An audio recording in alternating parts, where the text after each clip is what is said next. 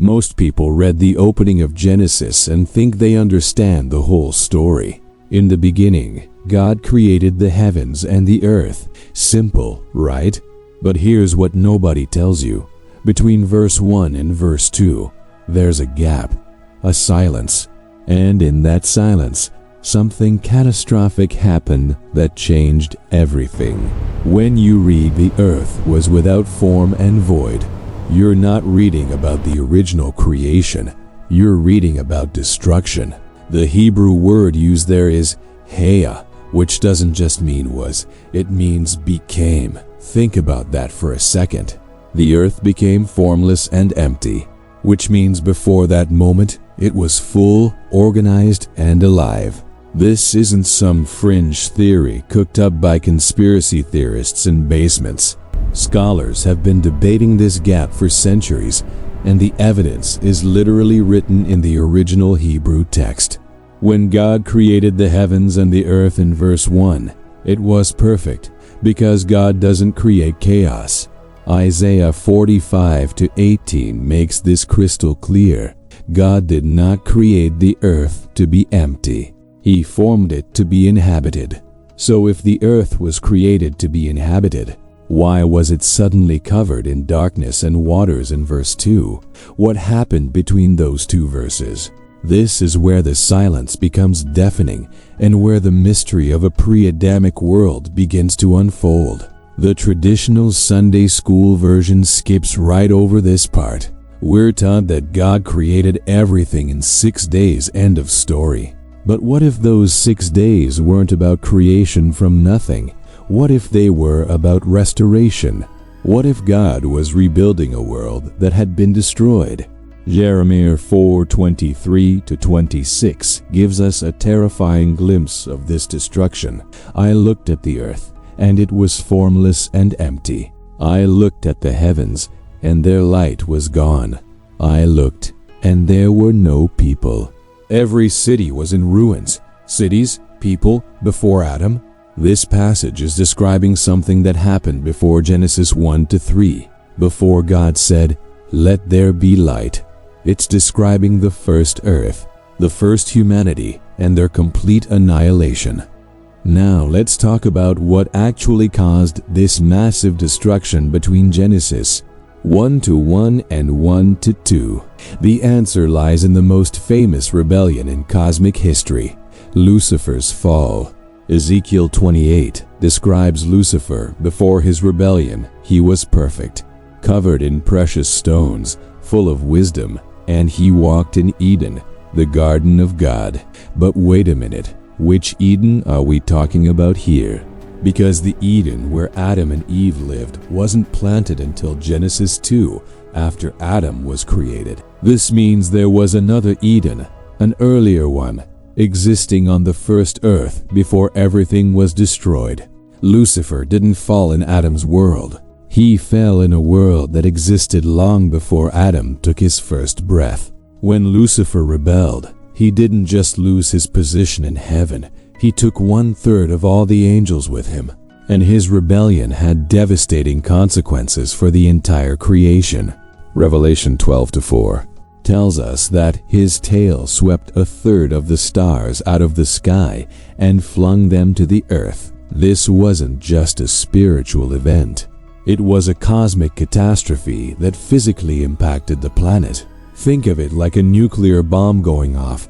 The fallout doesn't just affect the immediate area, it spreads everywhere, contaminating everything it touches.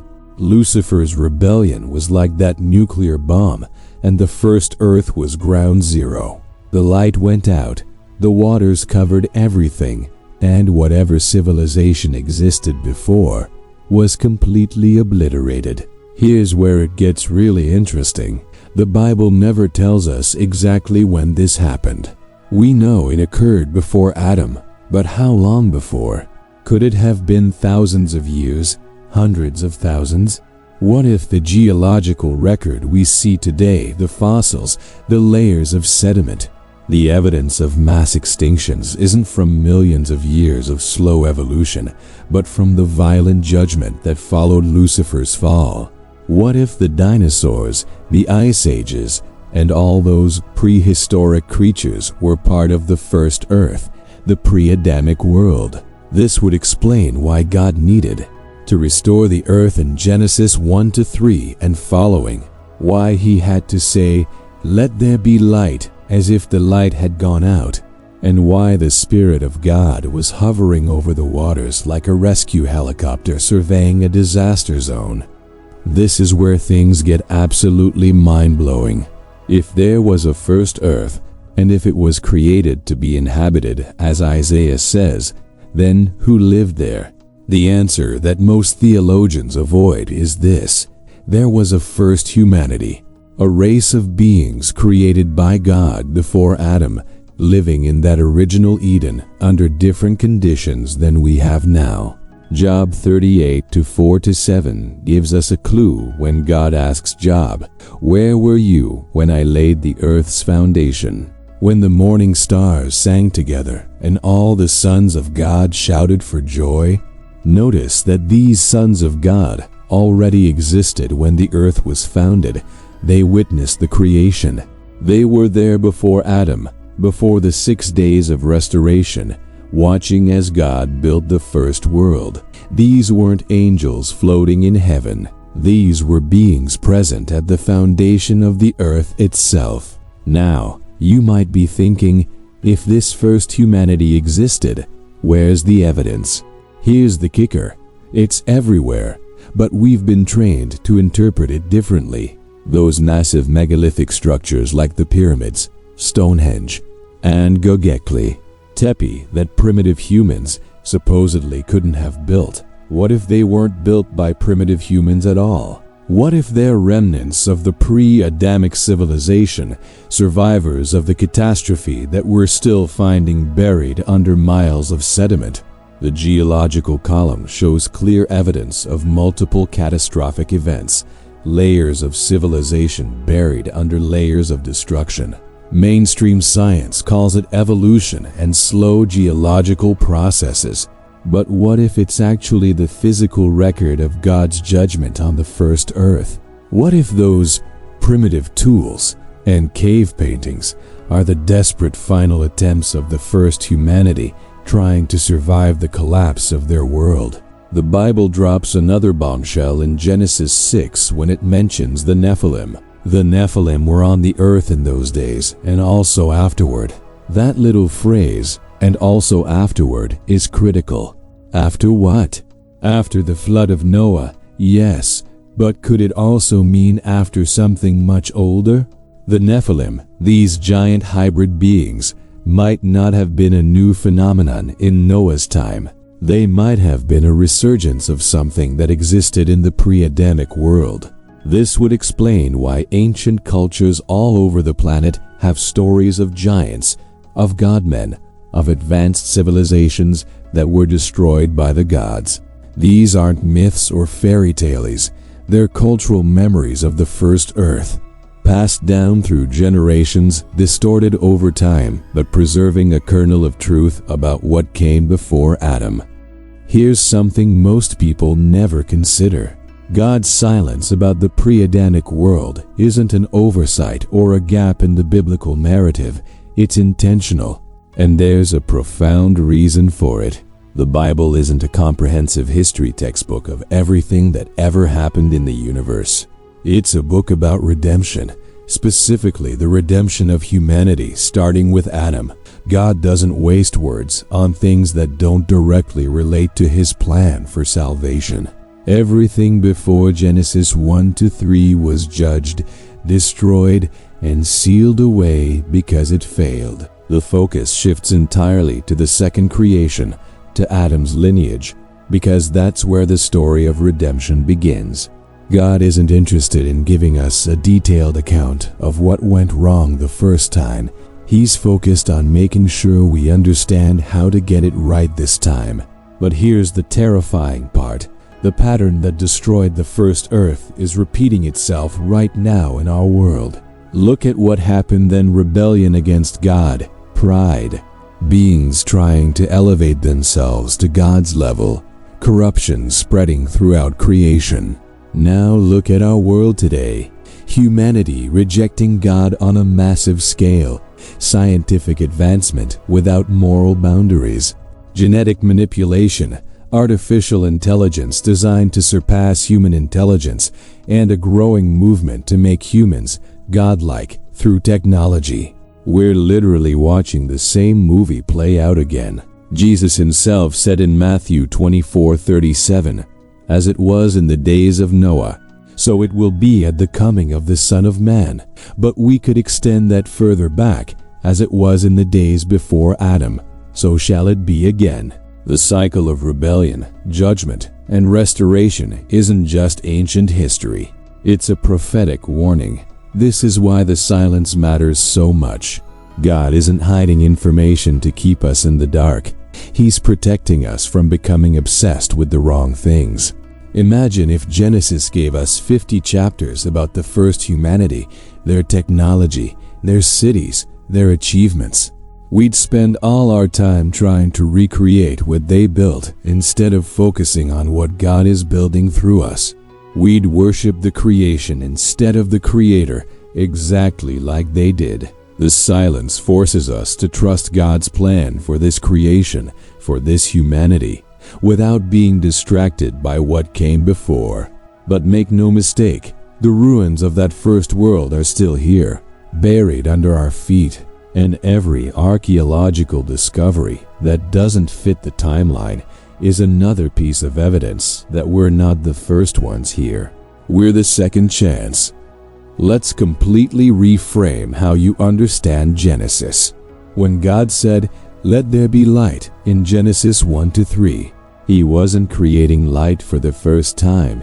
He was restoring light to a world that had been plunged into darkness. Think about it. God is light, and in Him there is no darkness at all. So when the original creation happened in verse 1, light already existed because God existed. The fact that darkness covered the deep in verse 2 means something catastrophic had blocked out the light. The 6 days of Genesis aren't about God creating the universe from absolute nothing. They're about God systematically restoring order to a planet that had become chaotic and uninhabitable.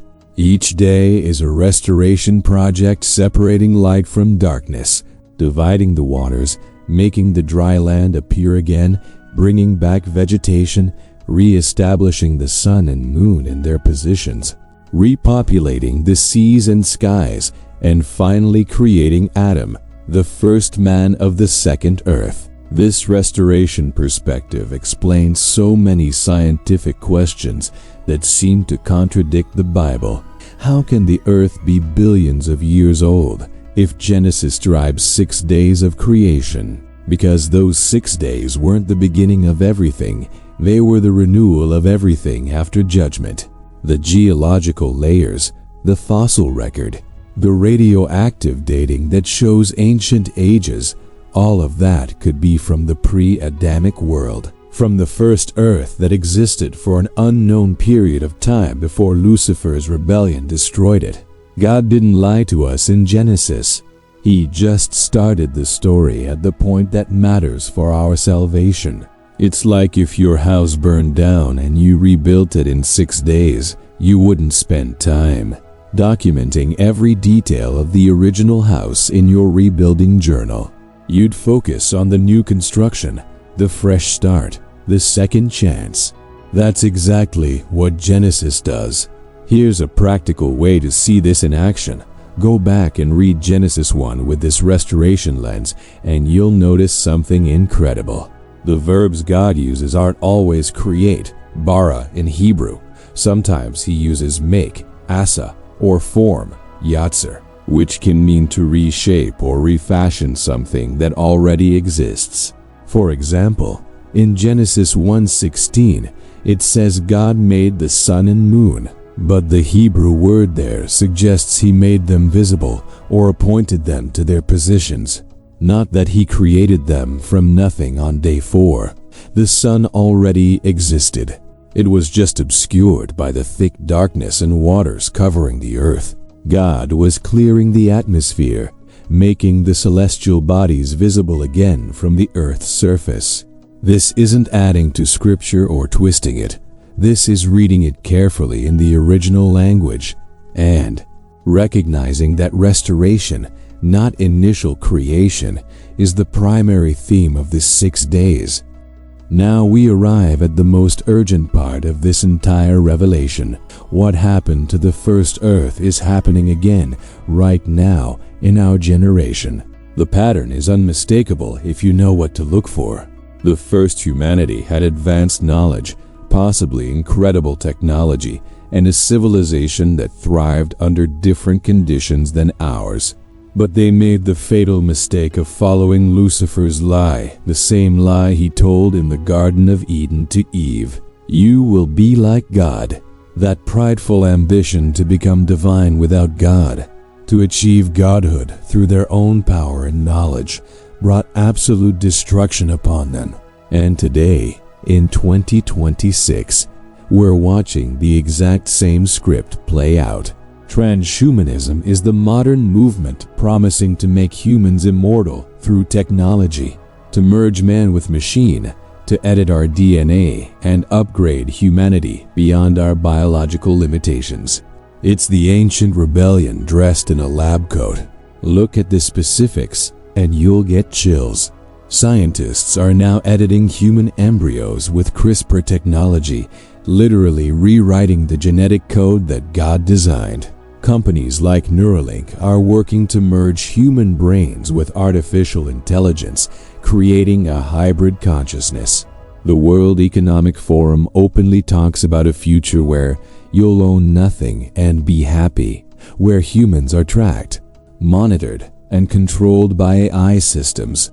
Artificial intelligence is advancing at a pace that terrifies even its own creators, with some AI systems now showing capabilities their programmers can't explain. This isn't science fiction anymore, this is daily news.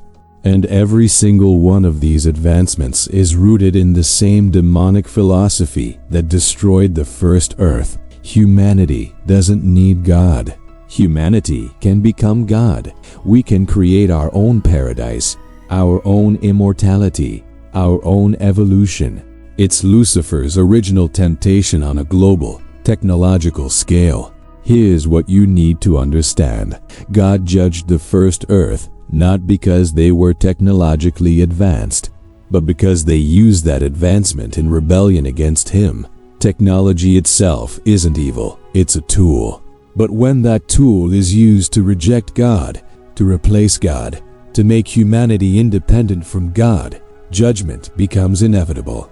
The Bible tells us that in the last days, people will be lovers of themselves, lovers of money, boastful, proud, abusive, disobedient to their parents, ungrateful, unholy, without love, unforgiving, slanderous, without self-control, brutal, not lovers of the good, treacherous, rash, conceited, lovers of pleasure rather than lovers of God.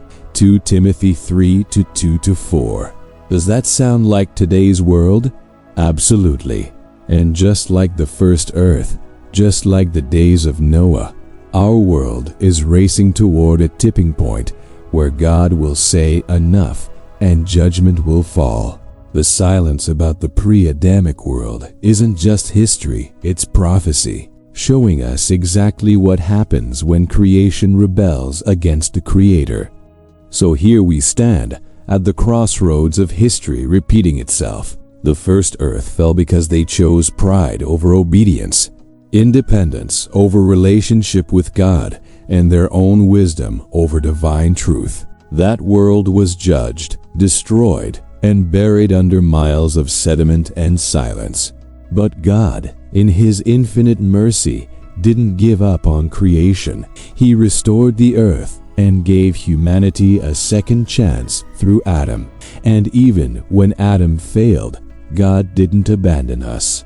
He sent Jesus, the second Adam, to bridge the gap between fallen humanity and a holy God, offering redemption that the first earth never had. The question burning in front of you right now is simple but eternal. Which earth will you belong to? Will you follow the pattern of the first humanity, chasing after knowledge, power, and godhood apart from the Creator?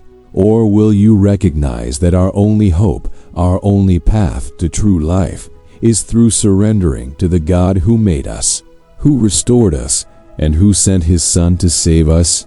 The silence in Genesis isn't hiding the truth from you, it's pointing you toward what truly matters.